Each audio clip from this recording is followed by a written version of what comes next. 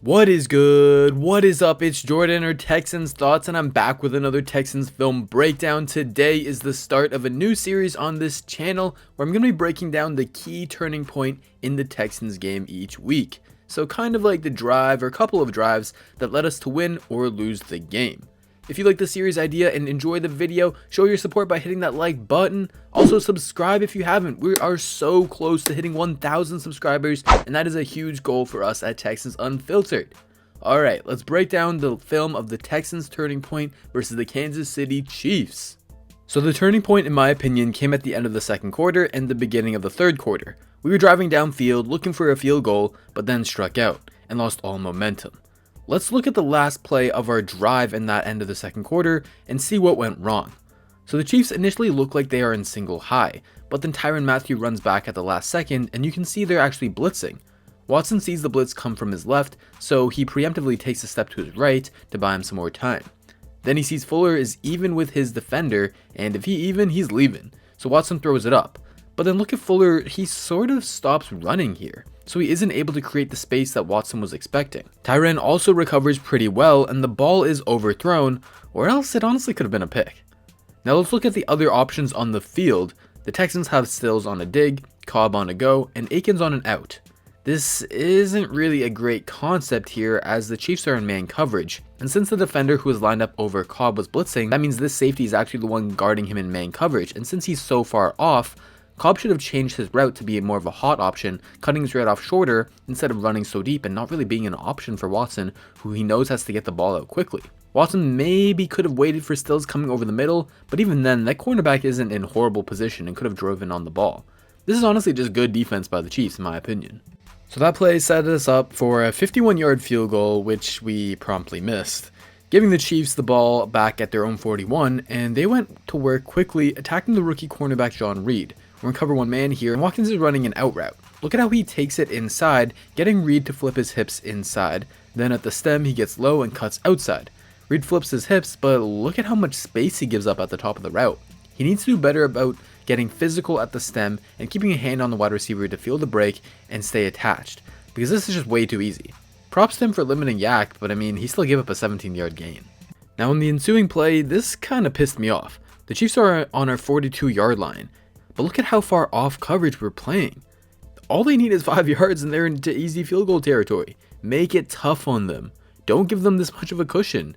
You can see that we start off in a too high shell, but Jay Reed rotates down to play the robber role and is actually cover one again.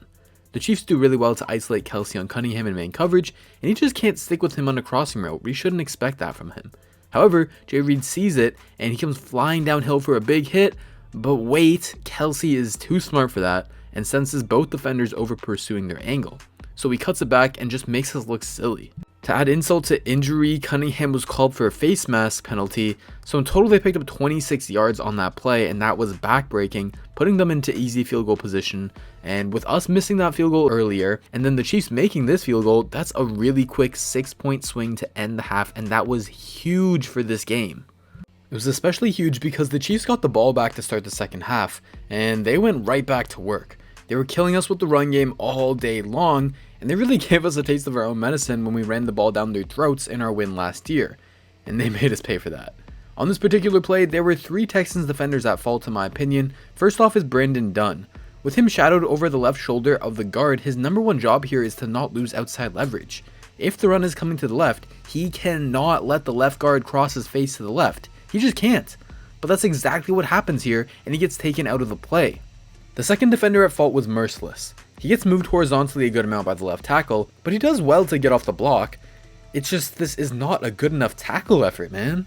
That's weak. I need more than that, man. He's not as much to blame as the next player though, and the third guy at fault was Zach Cunningham. Look at it from this angle where the center goes to the second level. Cunningham has to deal with this block, and he's got 3 options really. He can take the block head on, shed it, and make the tackle.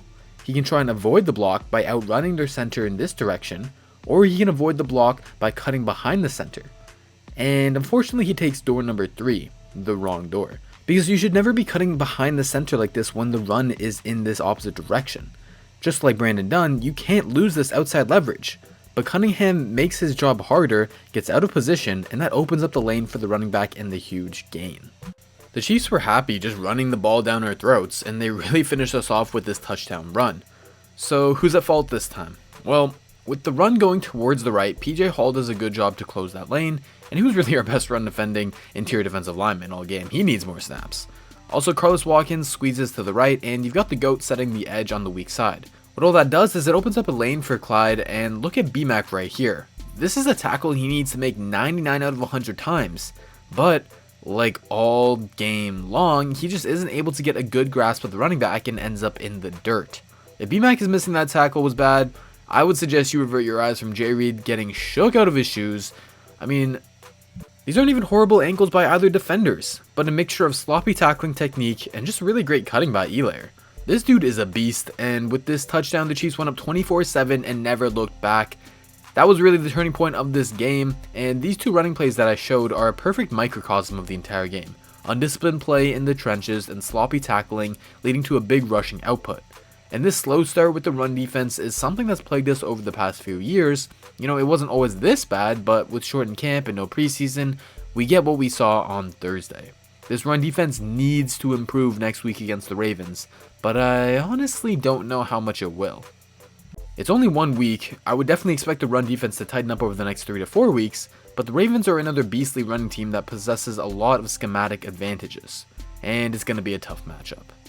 Alright, that'll do it for my film breakdown. If you enjoyed, please do hit that like button, subscribe for more content, and comment down below your thoughts on the video. Take care, everyone.